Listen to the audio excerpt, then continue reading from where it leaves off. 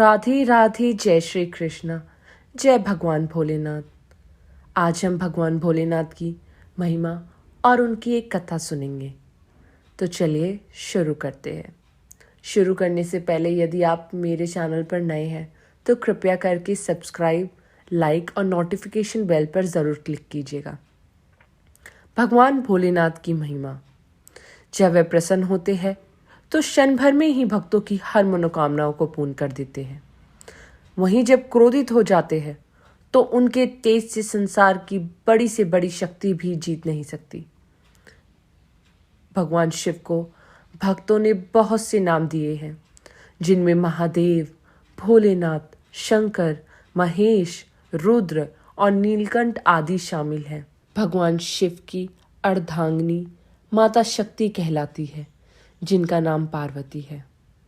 भगवान भोलेनाथ किसी भी भक्त को थोड़े से पूजन पर ही मन चाहा वरदान दे देते हैं।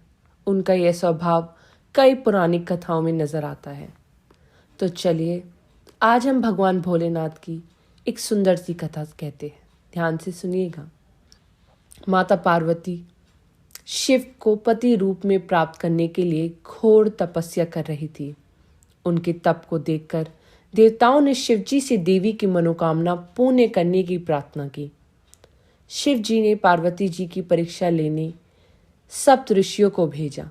सप्त ऋषियों ने शिवजी के सैकड़ों अवगुण गिनाए, पर पार्वती जी को महादेव के अलावा किसी और से विवाह मंजूर न था। शिवजी ने स्वयं भी पार्वती की परीक्षा लेने की ठानी। भगवान शंकर प्रकट हुए और पार्वती को वरदान देकर अंतर्ध्यान हो गए। इतने में जहां वह तप कर रही थी, वहीं पास के तालाब में एक मगरमच्छ ने एक लड़के को पकड़ लिया। लड़का जान बचाने के लिए चिल्लाने लगा। पार्वती जी ने उस बच्चे की चीख सुनी तो उनसे रुका न गया। वह तालाब पर पहुंची। देखती है कि मगरमच्छ को ने तो तालाब के अंदर उस बच्चे को खींचकर ले जाने की कोशिश कर रहा है। लड़के ने देवी को देखकर कहा, मेरी ना तो माँ है, ना बाप है, ना कोई मित्र है। माता मेरी रक्षा करे। पार्वती जी ने मगरमच्छ से आग्रह की, इस लड़के को छोड़ दो। मगरमच्छ बोला, दिन के छठे पहर में जो मुझे मिलता है उससे मैं अपना आहार समझकर स्वीकार करता हूँ। ये मेरा नियम है। ब्रह्मदेव ने दिन के छठे पहर इस लड़के को भेजा है, मैं इसे क्यों छोड़ूं? पार्वती जी ने विनती की, तुम इसे छोड़ दो, बदले में तुम्हें जो चाहिए वह मैं तुम्हें दूंगी। मगरमच्छ बोला, एक ही शर्त है, मैं इसे छोड़ सकता हूँ। अपने तप करके जो तुमने वरदान प्राप्त किया है उसे मुझे दे दो। पार्वती जी तैयार हो गई। उन्होंने कहा, मैं अपने तप का फल तुम्हें देने को तैयार हूँ, लेकिन तुम इस बालक को छोड़ दो।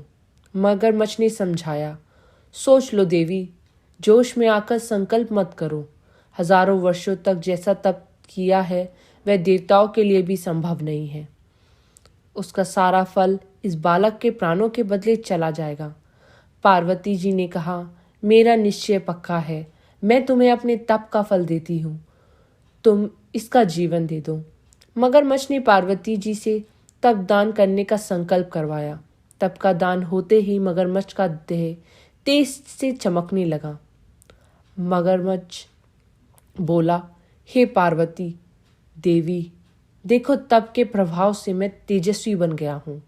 तुमने जीवन भर की पूंजी एक बच्चे के लिए व्यर्थ कर दी।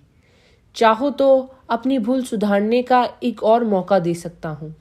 पार्वती जी ने कहा, तब तो मैं पूर्ण कर सकती हूँ फिर से, किंतु यदि तुम इस लड़के को निगल जाते तो क्या जीवन वापस मिल जाता? देखते ही देखते वह लड़का और वह मगरमच्छ अदृश्य हो गए। पार्वती जी ने विचार किया, मैंने तप तो दान कर दिया, अब पूर्ण तप आरंभ करती हूँ। पार्वती ने फिर से तप करने का संकल्प लिया। भगवान शिव फिर से प्रकट होकर बोले, पार्वती भला अब क्यों तप कर रही हो? पार्वती जी ने कहा, प्रभु, मैंने अपने तप का फल दान कर दिया है। आपको पति रूप में पाने के संकल्प के लिए मैं फिर से वैसा ही घोर तप कर आपको प्रसन्न करूंगी। महादेव बोले, मगरमच्छ और लड़के दोनों रूपों में मैं ही था। मैं तुम्हारी परीक्षा लेने के लिए ये लीला रचाई थी। अनेक रूपों में दिखने वाला मैं एक ही हूँ। मैं अनेक शरीरों से अलग निर्विकार हूँ। तुमने अपना तप मुझे ही दिया है, इसलिए अब और तप करने की जरूरत नहीं है। देवी ने महादेव को प्रणाम कर प्रसन्न मन से विदा किया। सो बोलिए, भोलेनाथ भगवान की जय। जय शिव भगवान, जय महादेव, जय पार्वती माता।